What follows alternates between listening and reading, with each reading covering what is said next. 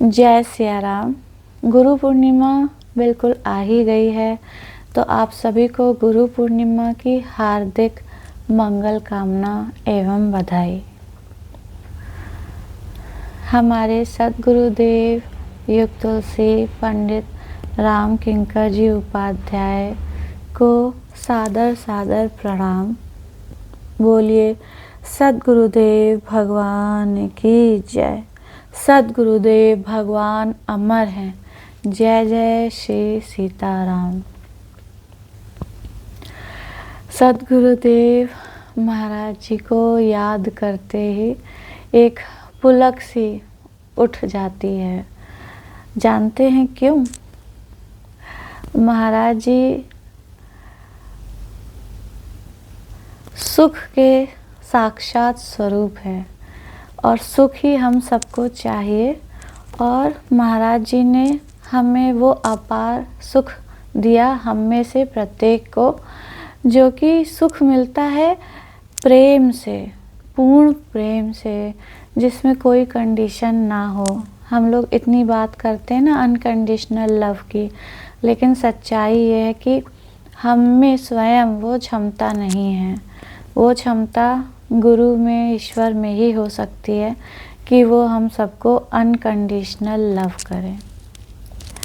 लेकिन आज मैं ये चाहती हूँ कि हम साथ में बैठ के मिलकर इस पर थोड़ा सा ध्यान दें कि इतने वर्ष बीत गए गुरु दीक्षा लिए हुए, हम कहाँ तक पहुँचे।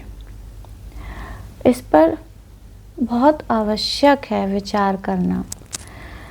और हम लोग के ऊपर भगवान की ऐसी कृपा है कि हमको महाराज जी जैसे गुरु मिले। उनसे बड़े गुरु की क्या ही अपेक्षा करी जा सकती है, क्योंकि भक्तों को, शिष्यों को वो साक्षात श्री राम, श्री हनुमान जी और शंकर जी, हर एक के दर्शन उनमें हुए। तो जो कहते हैं कि गुरु साक्षात ब्रह्मा विष्णु महेश हैं, गुरु परम ब्रह्म हैं, तो वह पूरी अनुभूति महाराज जी के सानिध्य में होती थी। और जितनी देर महाराज जी के साथ रहते थे, भले ही वो दैनिक प्रार्थना में हो, कथा में हो, या फिर ऐसे ही कभी अगर मिलने का अवसर मिल जाए, या कोई ओकेजन हो जैसे होली, दिवाली, महाराज जी की बर्थडे, कुछ भी, तो उस समय यह आपा भूल जाता था कि मैं कौन हूँ, मैं कहाँ हूँ। सब कुछ जो भी चीज़ें अपने आप से जुड़ी हुई हैं, जो टैग्स, उनका स्मरण नहीं रहता था। हो सकता है कि कुछ लोगों को रहता हो, लेकिन इतना तो वो भी स्वीकार करेंगे कि जितना बाकी जगत में रहते हुए रहता था, वैसा तो आइडेंटिफिकेशन खुद का याद नहीं रहता था। ऐसा लगता था कि यह जो हवा बह रही है उससे भी सुख प्राप्त हो रहा है।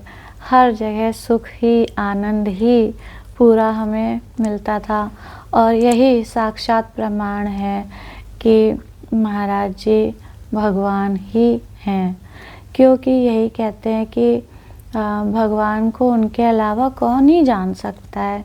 तो भगवान ही स्वयं गुरु का रूप लेकर आते हैं और उनको ही प्राप्त करने का, उनके द्वारा ही बताए गए साधन से हमें मार्ग दिखाते हैं। तो उन्होंने तो अपनी जिम्मेदारी पूरी कर दी। वैसे भी प्रत्यक्ष रूप से और परोक्ष रूप से भी वो हमेशा हमारे साथ हैं। जब तक हमारी साधना पूरी नहीं हो जाती और हम अपने गंतव्य को हासिल नहीं कर लेते, तब तक गुरु पीछा नहीं छोड़ते हैं। और ये बहुत खुशकिस्मती की बात है कि गुरु पीछा ना छोड़े। तो कभी ऐसा मत समझिएगा कि अगर गुरु की आपको प्रत्यक्ष उपस्थिति महसूस नहीं हो रही है तो उन्होंने आपको अपने हाल पर छोड़ दिया है। ऐसा बिल्कुल नहीं है। हाँ, ये अवश्य है कि हमें उनकी कृपा को महसूस करने के लिए बहुत कुछ करना पड़ेगा, क्योंकि अब उनकी देखा जाए तो कुछ लोगों के लिए प्रत्यक्ष अनुभूति नहीं है, तो उसके लिए हमको भी अपनी फ्रीक्वेंसीज़ को सेट करना पड़ेगा, जिससे सिग्नल स्ट्रॉन्ग मिले और साक्षात महाराज जी की अनुभूति हो। तो बहुत साल बीत गए। इन सालों में क्या हुआ? महाराज जी का जब मैं एक गुरु पूर्णिमा का संदेश सुन रही थी, जो कि मेरे इसी YouTube चैनल पर है भी, तो उसमें महाराज जी यही कहते हैं कि जब ये जेठ की गर्मी और इन सब में, जैसे कि हमने गुरु के द्वारा जो भी दी गई है साधना करी, तो जब तक सावन भादो जो होता है उसके रूप में भक्ति की जो है वर्षा हमारे जीवन में ना हो सकता है शब्द इधर उधर हो रहे हो, लेकिन मैं इसको थोड़े अपने ढंग से कहना चाहूँगी, तब तक जो है कोई फ़ायदा नहीं है गुरु दीक्षा लेने का, साधना करने का। तो मेरा सवाल यही है कि बहुत समय बीत गया, क्या वो वर्षा हुई? और हुई तो कितनी हुई? और क्या वो वर्षा का पानी टिका? ये भी बहुत बड़ी बात है, क्योंकि यह भी महाराज जी ने कहा है कि वर्षा में तो सारी नदियाँ ही इतनी भर जाती हैं, बाढ़ आ जाती है, लेकिन जब जेठ का मौसम हो और तब भी नदी में जल रहे, तभी जो है उसको वास्तविक नदी माना जाएगा। तो मैं ये कहना चाहती हूँ कि जीवन बहुत कठिन है, और यह कठिन जीवन क्यों है? वो इसीलिए है कि यह कठिन जीवन ही हमको कई सत्य दिखाता है और हमको आगे पुश करता है। इसको आप ऐसे समझ लीजिए कि अगर जीवन में सब कुछ सुखी सुख हो, हालांकि कुछ लोगों को सुखी सुख महसूस होता है, मैं भी उनमें से एक थी, हालांकि इतना नहीं, लेकिन हाँ थोड़ा तो मुझे भी महसूस हुआ। तो उसमें जैसे मानस रोग के प्रसंग में वैसे है ना कि वो बिच्छू काट ले और नीम मीठी लगे, हाय राम मैं कैसे भूल गई, मतलब फिर भी बिच्छू या सांप का कुछ था, आई थिंक बिच्छू ही था। तो अगर नीम भी मीठी लगे तो पक्का हो जाता है कि उसको सांप ने काटा है और उसके ऊपर जहर चढ़ गया। सॉरी, हम थोड़ा सा नर्वस हो रहे हैं, दिमाग में गड़बड़ हो गया, लेकिन आप ऐसे समझिए कि ये जो भी विषय हमको बहुत मीठे लग रहे हैं, इसका मतलब है कि गड़बड़ हो गई है, ये कोई खुशी मनाने की बात नहीं है। मुझे पता है कि ये मुझे बहुत इसके लिए डांट पड़ने वाली है आप लोगों से कि आप कैसे भूल गई, तो मैं क्षमा मांगती हूँ कि मैं भूल गई और एग्जैक्ट, लेकिन मुझे उसका मर्म जो है वो मैंने आपको बता दिया कि विषय तो कड़वे लगने चाहिए, अगर शुरू से नहीं तो बाद में तो, लेकिन अगर वो मीठे लग रहे हैं तो फिर गड़बड़ हो गई। तो देखिए, मैं कुछ बातें आपसे कहना चाहती हूँ, जैसे कि हमारे लिए यह संभव नहीं कि हमारे संसार में जो भी रिश्ते नाते हैं, जो हमारा घर है, उससे हम पूरी तरह आसक्ति छोड़ दें, ठीक है। तो मैं ये कहना चाहूँगी कि आप एक सीन इमेजिन करिए कि हम लोग एक ऐसे रोड से निकलते हुए जा रहे हैं जिधर इधर भी बाज़ार है, इधर भी बाज़ार है, लेकिन हमें पता है हम सीधे जाएंगे तो हमें अपनी मंजिल मिल जाएगी। तो यहाँ हमारी मंजिल है भगवान, इसीलिए हमने गुरु का वरण किया। तो अब यहाँ फिज़िकली घर को उठा ले के चलने की बात मैं नहीं कर रही हूँ। तो चूँकि हम लोग यहाँ पर एक कल्पना कर रहे हैं तो ये कल्पना करिए कि हम घर को साथ लेते हुए चल रहे हैं। तो अब दोनों तरफ मार्केट है, तो कभी कुछ खाने का मन कर जाता है, कभी कुछ खेलने का मन कर जाता है, कभी घूमने का मन कर जाता है, कभी कपड़े खरीदने का मन कर जाता है, कभी तमाशा देखने का मन कर जाता है, कभी झूले झूलने का मन कर जाता है। इसको आप जो जीवन में अलग अलग हम लोग के चीज़ों में जो उलझाव हैं उनसे जोड़ लीजिए। रिश्ते, नाते, ओकेजन्स, करियर, बिजनेस, जो कुछ भी है, और वो सब इसमें आ गया। तो हम ये सब करते रहें, लेकिन मेन बात क्या है कि हम कोई स्थायी घर ना बना लें, हम घर को साथ लेते हुए चलें। इसका अर्थ ये है कि हम ये सब कुछ करते हुए आगे बढ़ते चलने चाहिए, और हमें ये ध्यान रहना चाहिए कि हमें इस रास्ते पर रुकना नहीं है, टिकना नहीं है, हमें मज़े लेते हुए भी आगे बढ़ते चले जाना है, जो कि हमारी मंजिल है और जिसके लिए हमें ये मानव जन्म मिला। तो ये साधन धाम मोक्ष कर द्वारा है।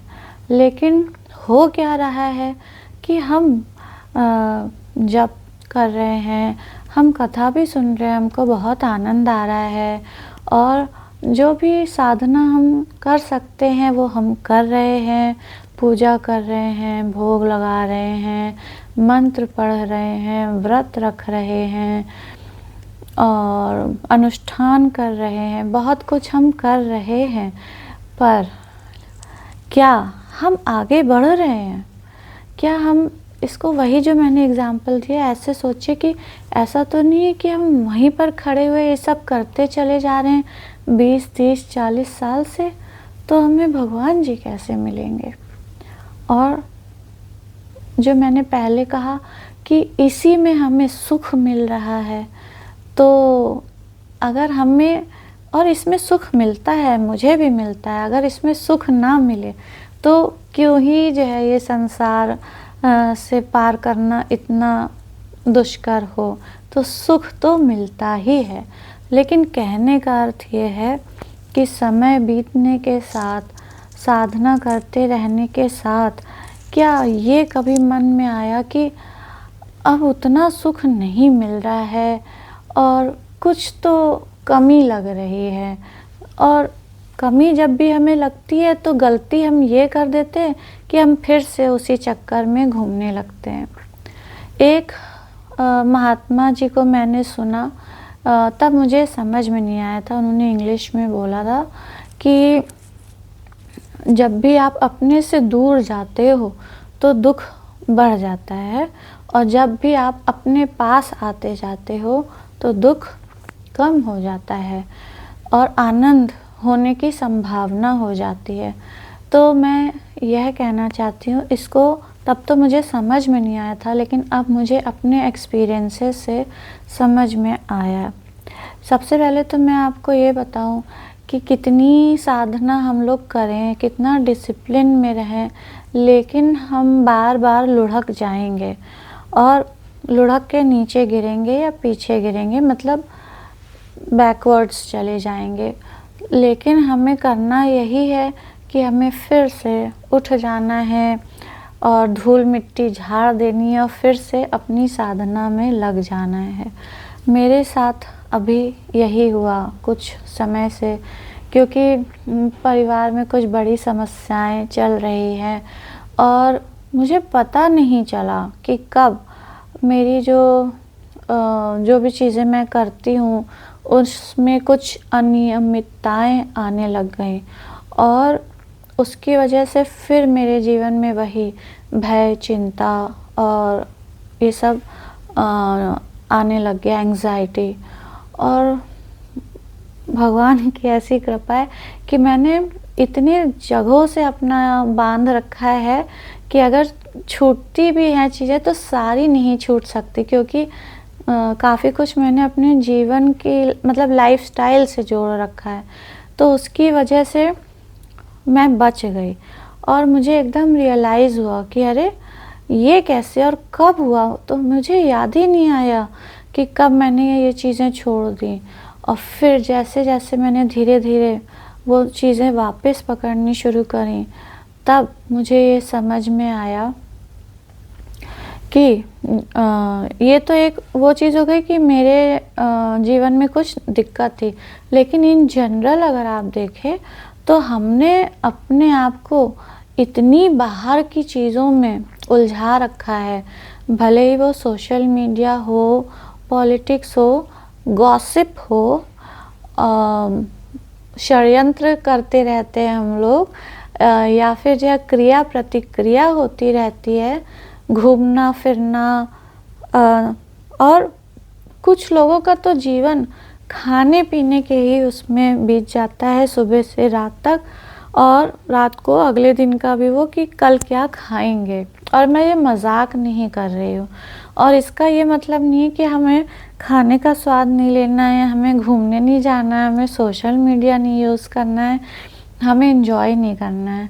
लेकिन मेन बात क्या है कि हम उस मार्केट में पूरा उलझ गए और हम अपने होश खो बैठे। तो होश खो बैठना गलत है। तो महाराज जी ने हमें दीक्षा जो दी, उसमें क्यों दी, इसका हमें विचार छोड़ना नहीं है, और हमें अपना सेल्फ अप्रेजल करते रहना है, सेल्फ असेसमेंट करते रहना है कि क्या मैं कुछ भी आगे बढ़ा, क्या मुझे अपनी मंजिल दिखाई दे रही है। और मैं सच बताऊं, ये बातें मैं पिछले कई वीडियोस में करती आ रही हूँ, लेकिन अब ये मुझे और ज़्यादा रियलाइज़ होता चला जा रहा है कि जो भी ये चीज़ें फैलाई गई आखिरी समय वाली, उसमें कोई दम नहीं है, वो हमारे हाथ में ही नहीं है। मैंने ऐसे ऐसे रोग और ऐसे ऐसे कष्ट देख रही हूँ कि होश ही नहीं है अपना, और बिल्कुल शरीर में शक्ति नहीं है, दिमाग काम नहीं कर रहा है।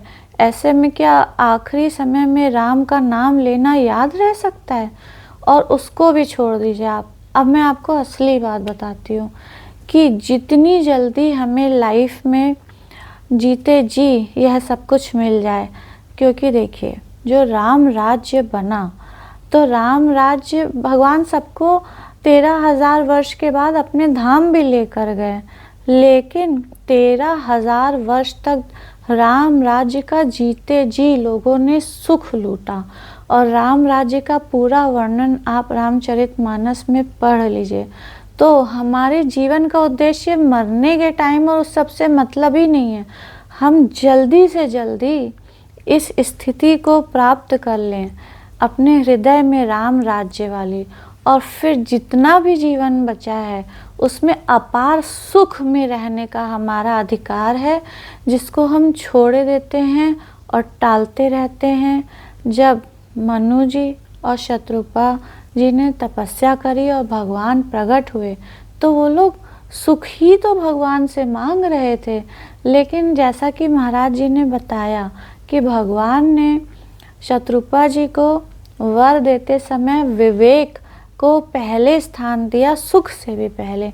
तो यही विवेक का इस्तेमाल हम लोग नहीं करते हैं, जहाँ करना चाहिए वहाँ नहीं करते हैं, वैसे तो बहुत इस्तेमाल करते हैं। तो ये विवेक हमें यूज़ करना है कि हमें ये वाला सुख चाहिए, और ये वाला सुख हमें कैसे मिलेगा। हम लोग चिंदी चिंदी सुख के पीछे परेशान हो रहे हैं, और ज़रा से सुख के लिए हमें इतनी बड़ी कीमतें देनी पड़ती है। थोड़ा सा सुख मिलता है, बहुत सारा दुख मिलता है, और फिर से हम लोग सुख का प्रयास करते हैं, बहुत सारा दुख उठाते हुए सुख पाने के लिए, और ज़रा सा सुख मिलने के बाद फिर से दुख। तो ये कोई सुख हुआ? सुख तो वैसा होना चाहिए कि दुख भी अगर चल रहा है तो भी हमें सुख मिल रहा है, और एक्चुअल में इसको आनंद बोलेंगे। तो ये हमें जीते जी प्राप्त करना है।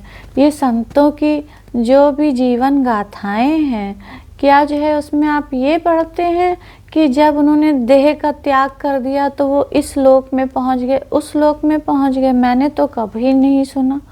और उनकी सारी गाथाएं जीवन रहते हुए, संघर्ष करते हुए, साधना में ऊपर ऊपर बढ़ते जाना है।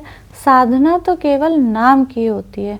साधना का अर्थ होता है कि हम इन संघर्षों के द्वारा और गुरु के द्वारा बताई गई साधना करते हुए अपने अहम को गलित करते चले जाएं, क्योंकि यही अहम है जो हमें सुखी नहीं रहने दे रहा है। जैसे कि मेरा अहम अभी भी दिमाग में बोल रहा है कि तुम जो है वो एग्ज़ाम्पल गलत बोल गई। इतना भयंकर अहम होता है कि जो है मैं ये सब बोल रही हूँ, लेकिन माइंड में वो मुझे हिट कर रहा है कि तुमने सही सही क्यों नहीं बोला। खैर कोई बात नहीं। तो यही बात है। तो महाराज जी के प्रत्यक्ष रूप में रहते हुए जो सुख हमको मिला है, ओहो, याद करिए कि हम लोग ने गुरु पूर्णिमा कैसे मनाई है। हर साल ऐसा लगता था कि बस यही सतयुग है और यहाँ से हम वापस अपने जीवन रूपी कलयुग में ना जाएं। हम लोग को इतनी महान ये चीज़ मिल गई है ना कि हम लोग समझ ही नहीं पा रहे हैं कि हमें क्या मिल गया। मतलब कि जब मैं श्रीमद् भागवत महापुराण सुनती हूँ या रामचरितमानस ही हम लोग पढ़ते हैं, उसमें जो जो ये महान महान प्रसंग हैं, समझिए हम लोग को वो मिला है साक्षात। उसकी कीमत समझिए, और बिना किसी एफर्ट के और बिना उसके अधिकारी होते हुए हमको वो सब मिला है। अगर हम लोग उन सारी मेमोरीज़ का चिंतन करते हुए भी जप करें और भी ध्यान करें महाराज जी का, भगवान जी का, तो भी हम बहुत उच्च स्थिति में पहुंच सकते हैं। और जो महाराज जी ने ये बोला था कि सुबह उठते ही बिना आँख खोले ध्यान करें, मैं कौन हूँ, मैं कहाँ से आया हूँ, मुझे कहाँ जाना है। यह प्रश्न बहुत इम्पॉर्टेंट है। और कभी भूल से कुछ मेरा मिस हो जाता हो तो बात अलग है, वरना मैं इसको दशकों से करती चली आ रही हूँ रोज़ सवेरे। तो और कई बार मुझे लगा कि मुझे इसका आंसर मिल गया फाइनली और मैं बहुत खुश हो गई, लेकिन जो है फिर वो आंसर जैसे खो गया। तो कई लोग तो सीधे सीधे जो है कमेंट कर देते हैं, जब भी मैं ऐसी कोई बात करती हूँ एग्जैक्टली बता देते हैं कि मैं कौन हूँ।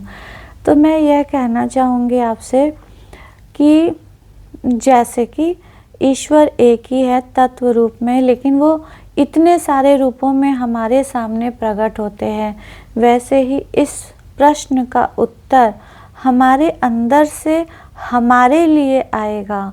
वो जिस भाषा में आएगा, जिस रूप में आएगा, जिस अनुभूति से आएगा, वो सबका एक जैसा नहीं हो सकता। तो अवश्य हम इस बात को समझ ही नहीं पा रहे कि हम क्या खो रहे हैं, और दोबारा ऐसा संयोग बनेगा भी कि नहीं बनेगा। क्योंकि जब आपको कोई पारस दे रहा हो और आप ना लें, या फिर आप ले के कहीं कूड़े में डाल दें या कहीं ऐसी अलमारी में बंद करके रख दें और उसका उपयोग ही ना करें और यह कहें कि अगले जन्म में मैं करूँगा, तो ये तो महामूर्खता की भी बात है और उस पारस के प्रति बहुत बड़ा निरादर है। तो यहाँ मैं महाराज जी को वो पारस कह रही हूँ कि यह क्या महाराज जी का निरादर नहीं, यह क्या भगवान की कृपा का निरादर नहीं, यह क्या इस जीवन का निरादर नहीं कि हम यह भूल ही गए कि हमने गुरु दीक्षा क्यों ली थी, हमने गुरु का वरण क्यों किया था। और भूल गए का मतलब ये नहीं कि जैसे कोई तारीख भूल गए या किसी का बर्थडे भूल गए। भूलने का अर्थ है कि हम वो ज़ोर नहीं लगा रहे अपने जीवन में जो ज़ोर लगाना चाहिए था। जो हमें मोक्ष प्राप्त करने की जो तीव्र इच्छा होनी चाहिए, भगवान की भक्ति की जो तीव्र इच्छा होनी चाहिए।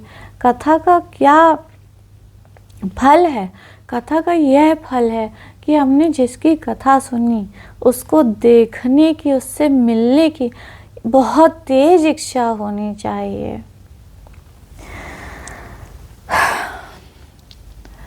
और मैं यह कहना चाहूँगी कि जीवन में कई बार हमें ऐसा लगता है कि हम तो बहुत अच्छे हैं, तो हमारे साथ अच्छा ही होना चाहिए, लेकिन अच्छे की डेफिनीशन ही हमको नहीं पता है कि अच्छा क्या होना चाहिए। तो जब भी कुछ वैसा हो जाता है तो हम खुश हो जाते हैं कि हमारे साथ अच्छा हुआ, और अगर नहीं होता है तो हम दोष देते रहते हैं कि हमारे साथ अच्छा नहीं हुआ। लेकिन सच यही है कि अच्छा सिर्फ एक ही है कि हमें भगवान से प्रेम हो जाए। हमें गुरु से भी अगर भयंकर वाला प्रेम हो जाए तो भी काम बन जाएगा। और हम सब यही तो कहेंगे कि क्या गुरु से हमें प्रेम नहीं है? ऐसे कैसे आप कह रही हैं? हमें तो अपने गुरु से बहुत प्रेम है, लेकिन गुरु से प्रेम होने का एक ही सबूत है कि हम वो सब कर रहे हैं या नहीं जो गुरु ने हमें अपने जीवन के द्वारा करके दिखाया। महाराज जी का समझ लीजिए कि कोई रेस्ट नाम की चीज़ तो थी ही नहीं, क्योंकि वो तो पूरे जीवन 365 दिन यात्रा और कथा में ही रहे, और आखिरी के कुछ समय में आश्रम बना, वो भी वो चाहते नहीं थे, वो ऐसे ही रहना चाहते थे। और महाराज जी के ऐसी कौन सी बीमारी नहीं जो उनके ना हुई हो, है ना। लेकिन आपने महाराज जी को कभी दुखी देखा? मैंने तो नहीं देखा। तो वो सुख महाराज जी ने हम लोग को साक्षात उसका डिस्प्ले करके दिखाया कि कैसे वो सुख में डूबे रहते थे और अपने आसपास के लोगों को भी वो सुख बांटते रहते थे। तो सुख की बूंद हमें पानी है या सुख के सागर में गोते लगाने हैं? आप सोचिए तो सही कि एक बार ऐसा हो कि राम जी आपके सामने आ जाएं और क्या ही आनंद आ जाए। आखिरी समय नहीं, अभी तो सोचिए जितना जीवन बचा है कितने आनंद और प्रेम में बीतेगा। लेकिन हम लोग किन चीज़ों में बिज़ी है?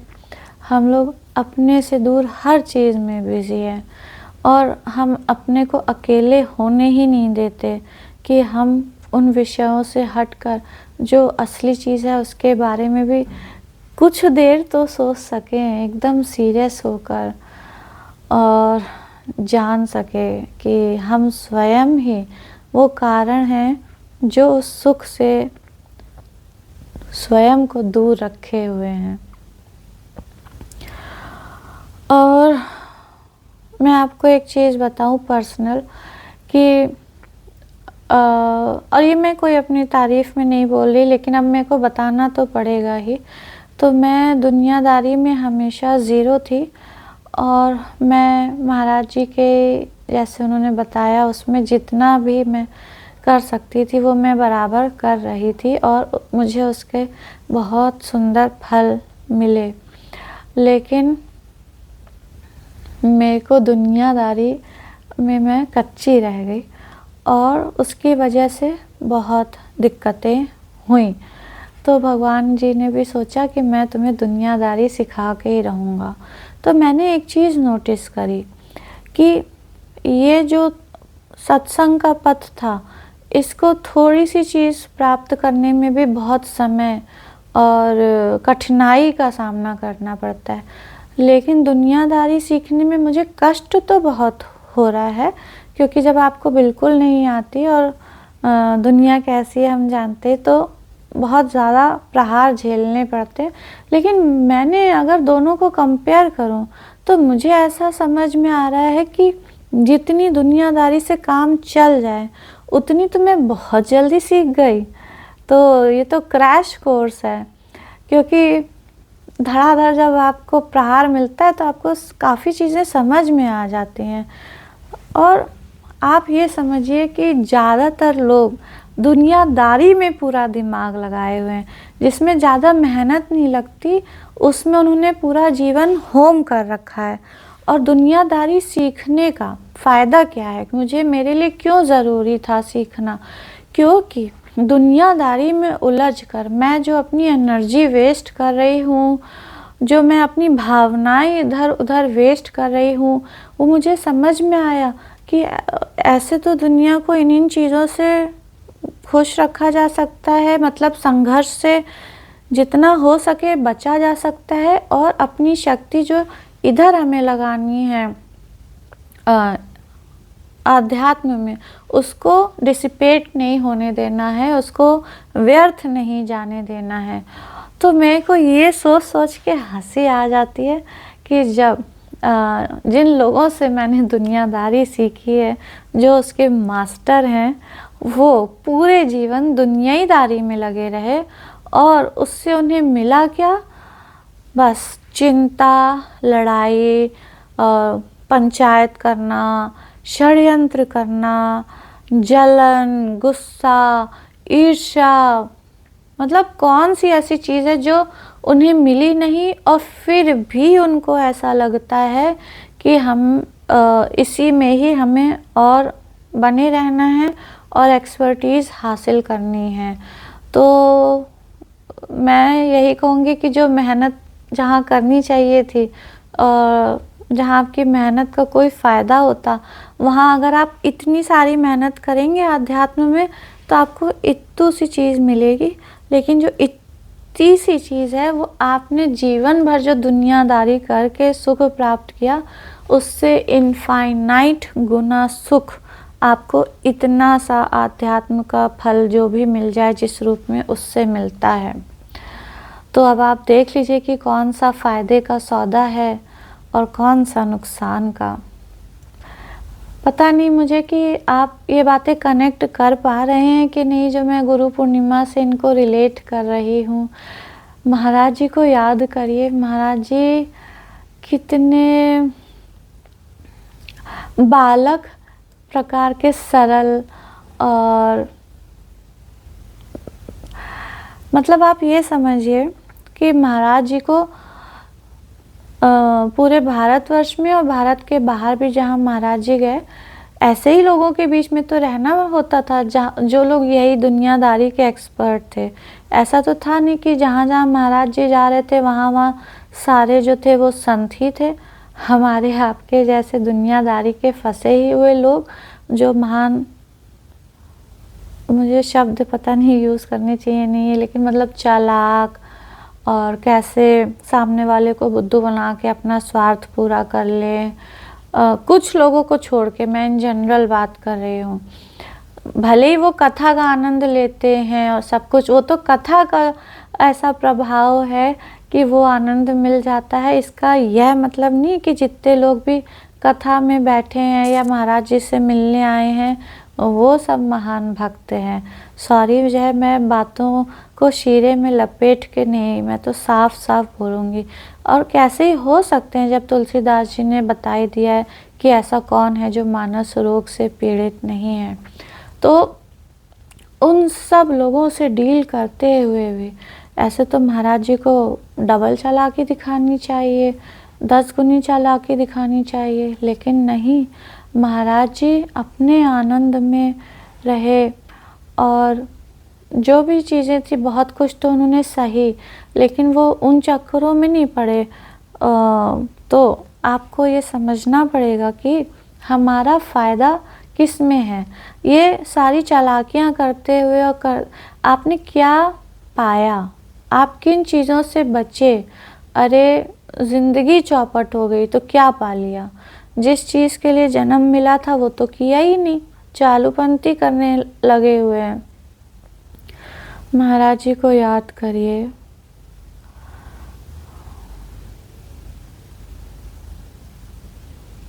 महाराज जी,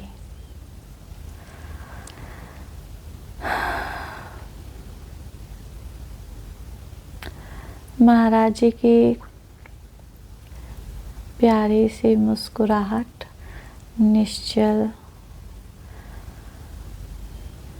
उनका कृपा भरा स्पर्श, उनकी कृपा दृष्टि जिसमें चुहल भी होती थी, शरारत होती थी, और ऐसा था कि जैसे महाराज जी भी बिल्कुल रच बस गए हैं। महाराज जी ने पूर्ण रूप से प्रवृत्ति में रहकर हम लोग को सारा सब कुछ दिखाया है करके, कि उसमें रहकर भी हम लोग तो क्या ही प्रवृत्ति में रहते होंगे, जो महाराज जी प्रवृत्ति में रहे हैं हर समय, और हर समय नए लोगों को, मेरे को तो थोड़ा सा अंदर से देखने का भी जो है मौका मिला कि कैसे कैसे लोग और कैसा कैसा उनका व्यवहार। ज़रूरी नहीं है कि जो लोग महाराज जी की कथा करा रहे हैं वो महाराज जी के प्रति पूर्ण समर्पित ही हों। कई लोग तो उसको एज इन्वेस्टमेंट या फिर बस एक उन्हें कार्यक्रम जो करना है यश के लिए, या बस उन्हें करना है, मतलब आप महाराज जी की कथा सुनेंगे तो कई तो एग्जाम्पल्स महाराज जी ने स्वयं दिए हैं। तो घोर प्रवृत्ति में रहकर महाराज जी ने हम लोग को ये दिखाया है कि कैसे रहना है। तो हम लोग के पास कोई बहाना बचना नहीं चाहिए कि हम लोग बता सकें ये मजबूरी है या हम तो गृहस्थी में हैं। समझें, देखिए गृहस्थी में रहने का अर्थ क्या है, मतलब गृहस्थी में रहते हुए कैसे भगवान को पाना है। तो गृहस्थी तो हमारा एक ज़रिया है, क्योंकि संसार से पार होने के लिए हमें संसार से का ही सहारा लेना पड़ेगा। आप समझ रहे हैं, मतलब अगर हमें सागर से पार जाना है या नदी से पार जाना है तो हम जिस भी नाव या जहाज में बैठेंगे वो उस नदी या सागर से ही तो गुजर के जाएगा उससे पार होने के लिए। तो हम ये बहाना कैसे दे सकते हैं कि हम तो गृहस्थी में हैं, हम कैसे जो है यह करें। और गृहस्थी दी ही इसीलिए गई, प्रवृत्ति दी ही इसीलिए गई है कि जो उसके चैलेंजेस होते हैं उसके द्वारा हमको सच दिख जाए और हम समझ जाएं कि हमारी असली गृहस्थी कौन सी है, हमारे असली संबंधी कौन से हैं, कौन है, कौन से नहीं, कौन है, सीताराम जी। तो हम उस तरफ मुड़े, लेकिन हम तो गृहस्थी में ही मस्त हो गए। अब हमें लग रहा है यही तो, इसीलिए तो हमें जन्म मिला था कि हमें यही तो करना है। तो और ये भी सब बहाने होते हैं कि मेरे ऊपर बड़ी रिस्पॉन्सिबिलिटीज़ हैं, क्या हम निभाएं ना उसको, ये वो। अगर आप अभी भी ये कह रहे हैं तो सॉरी, आपने ना तो कथा को ध्यान से सुना ना अध्यात्म को समझा। तो इसीलिए आज हम लोग यहाँ बैठे हैं कि हमें स्वयं अपने अंदर झांक कर देखना है कि हम कहाँ पहुँचे, क्या अभी हम वहीं पर तो नहीं हैं जहाँ से शुरू किया था। और यही गुरु पूर्णिमा, इसीलिए प्रतिवर्ष गुरु पूर्णिमा का यही महत्व है कि हम अपने अंदर झांक सकें, गुरु को याद करें, गुरु की कृपा, गुरु का प्रेम, गुरु की निश्चलता, गुरु के द्वारा दिया गया आनंद, गुरु के आसपास जो ये बिल्कुल साफ स्वच्छ सतयुगी एनवायरनमेंट, मुझे हिंदी का शब्द नहीं याद आ रहा, वो फीलिंग्स, वो वाइब्रेशंस, वो हमें हर समय के लिए अपने जीवन में प्राप्त करने हैं और हम वो प्राप्त कर सकते हैं। और कैसे, ये सब हमें पता है, लेकिन हमने किया नहीं। बहुत आसान है दूसरे को कहना और बहुत कठिन है स्वयं में झांकना।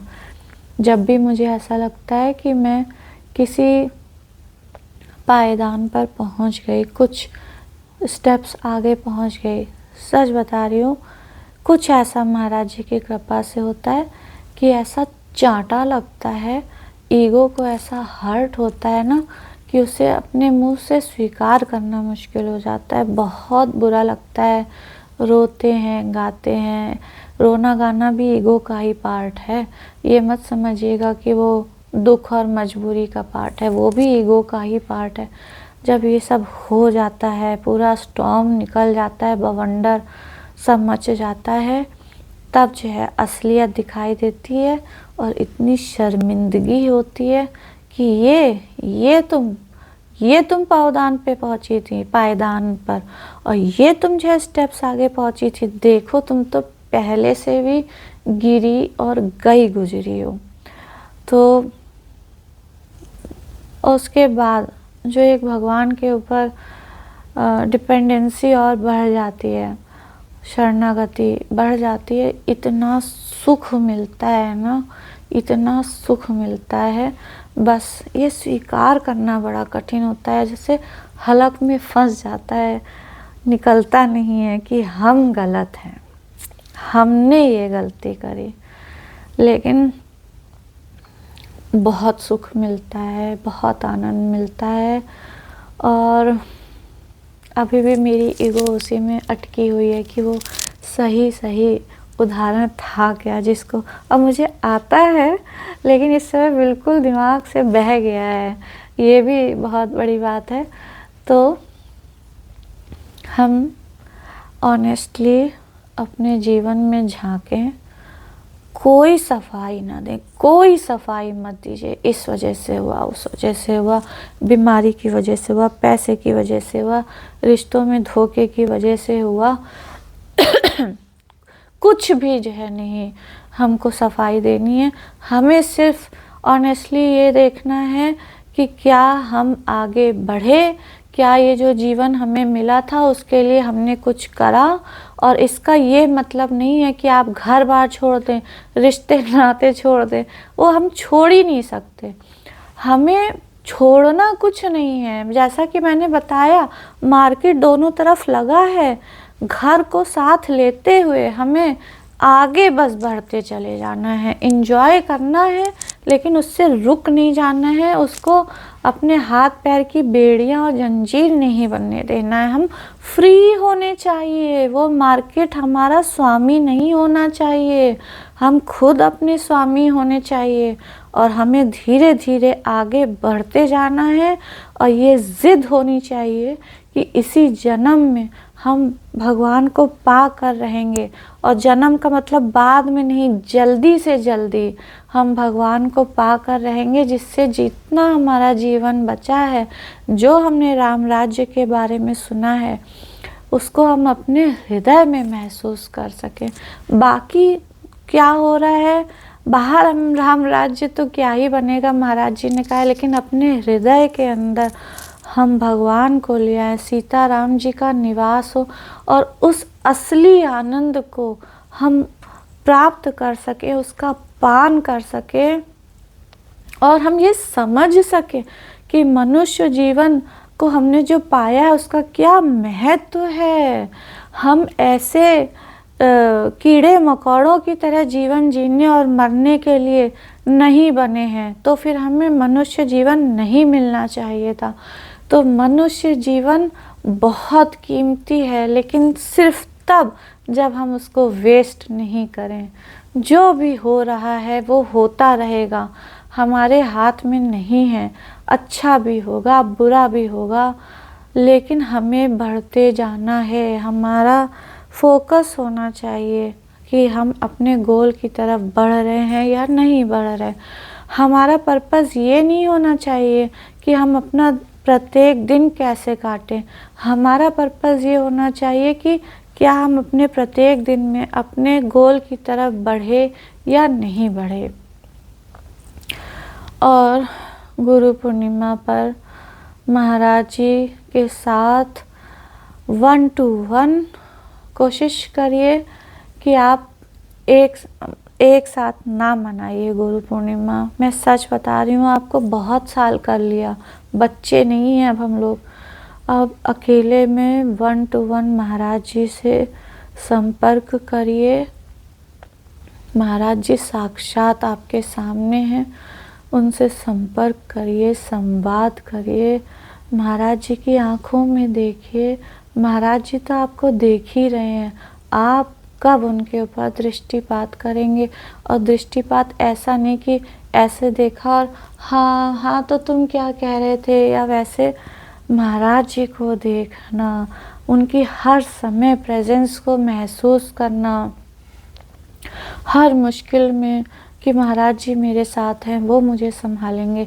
हर खुशी में महाराज जी मेरे साथ हैं, उन्होंने ये खुशी मुझे दी है।